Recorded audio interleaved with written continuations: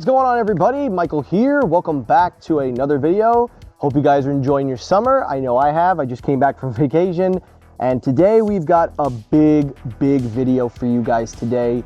We are going to take a look at for the first time in my entire channel's history, a full comparison video of 3 different pool robots for your consideration and which one is going to be the best choice for your money. We have 3 different models from 3 very well established and recognized brands. We have the main starter of the show, the BeatBot Aquasense 2. This is their newest 2nd generation model. We also have the Dolphin Premire, and we have the Aiper Scuba X1.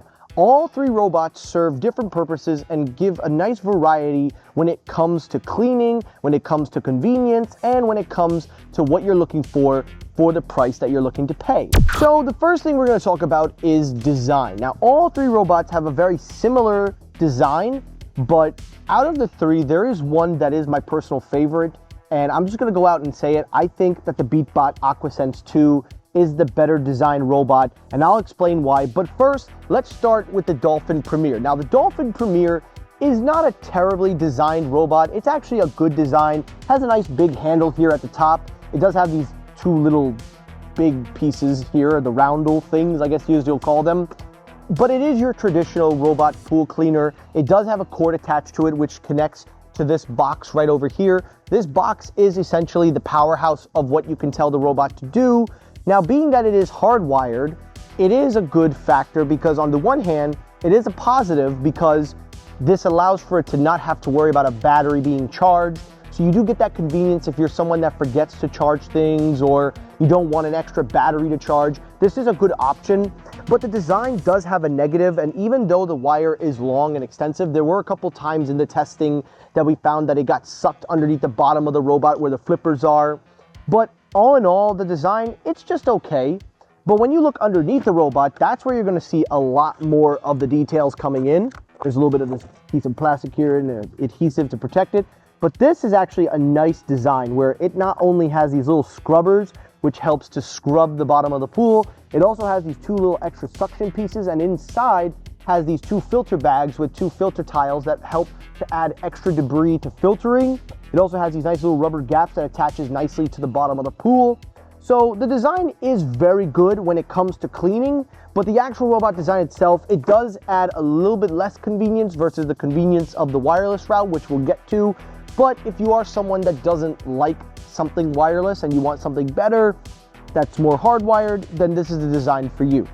Now, moving on to the Aiper Scuba X1 is actually a very nicely designed robot. It is slightly bigger than the 2 robots here, but it does have a nice array of impressive technology inside of it and on the outside. For starters, it does have these 2 little propellers, which helps to propel it at the bottom of the water. Has a nice handle here. It also uses the ultrasonic sensors. It has multiple sensors alongside the robot, so this one does have a nice variety of sensors. Right here, you also have your lip where you can open and close the basket. It does give you 2 options for the cleaning basket, which I will explain when we get to the cleaning process. And then right here, you have a control center. The only negatives that I have with this is that it is a slightly tad bit heavier than the other 2 machines, even the wired Dolphin Premire. But taking a look at the bottom of the robot, you can see that it does have the same similar design layout to the Dolphin, but the Dolphins did have a little bit extra scrubbers and fins. But this one has the magnetic prongs, which you can use if you wish to wirelessly charge this thing. It does have 1 big piece of suction here and a little gapper at the bottom, but it does do a very good job of suction, which again, we will get to when we talk about the cleaning. And then lastly, just a little added bonus for convenience, if you don't want to charge this thing wirelessly, right in the front here, you can actually pull out the safety plug, which is right over here, and then you can charge it via wire. So that is the Aiper Scuba X1. The design is definitely a huge step up, but now let's move over to the BeatBot. And this one is my personal favorite, is my favorite design because, for starters, it is the lighter of the machines. It has 1 propeller versus 2. It's much easier to grab in and out of the water. The basket handle itself is also very nice. It is a little bit on the smaller side, but it does capture just enough it does a very nice job of having enough wide gap that you can put in and out. Also, along with it are the sensors that they use, but if you know anything about ultrasonic AI sensors, BeatBot has mastered that formula with AI enhancements for different sizes and pools. And then also something that I didn't even take into consideration when going into this review, right here on the side here are these little gappers, which helps to prevent the robot from being nudged. So like if you notice, there's a few scratches on some of these robots. This one actually has not gotten any scratches because of these little gappers here that prevents it from getting scratched alongside the pool or when you're on the stairs. So that's actually a very smart design. And then lastly, when you lift it up underneath, you can see that it is very similar to the Aiper design, but the Scubas are a lot more, I would say, bigger and wider, and they feel a lot more softer, but also rugged in some areas. And then lastly, just to round it all off, it's just a very nice compact machine that I can lift in one hand and not have to struggle pulling in and out of. So when it comes to the design, all three robots are great, but my personal pick is gonna be the BeatBot. Now let's talk the cleaning process. Now this one is very interesting because all three robots gave us three different types of cleaning results. We're gonna start with the BeatBot because the BeatBot, I felt, did a very, very good job under the water and also did a very good job of maintaining a consistent, steady steam of cleaning. And that is also made possible with the AI enhancement, as I mentioned before, and its suction force does a great job. It's actually an improvement over my more premium Aquasense Pro, which I did last year. So this is actually a slight upgrade in the motor performance and in terms of the suction. But one area of negativity that I found with this robot is that even though it does a very good job of cleaning the base level, it doesn't do a good enough job along the water line. It does go up the water line, but then it stops and goes right back down. It doesn't go all the way up to really scrub the sides. So that is one thing that I noticed with the BeatBot Aquasense 2. It did do a better job of maneuvering because in certain parts of my pool there are cuts and creases. It actually performed better than the Aiper and also the Dolphin, just gonna put that out there. But not being able to go above the water line was one negative. But all in all, the cleaning process, very smooth, no complaints to be had here. When it comes to the Scuba X1, it actually came the closest to replicating the BeatBot cleaning process. And I actually gotta say, the Aiper did a much better job than I was anticipating. And it became very evident in one area, the suction. While the BeatBot is a very good machine when it sucks up the leaves and the dirt, our pool has been suffering with a lot of earth and debris that's been getting in, which we have to take care of.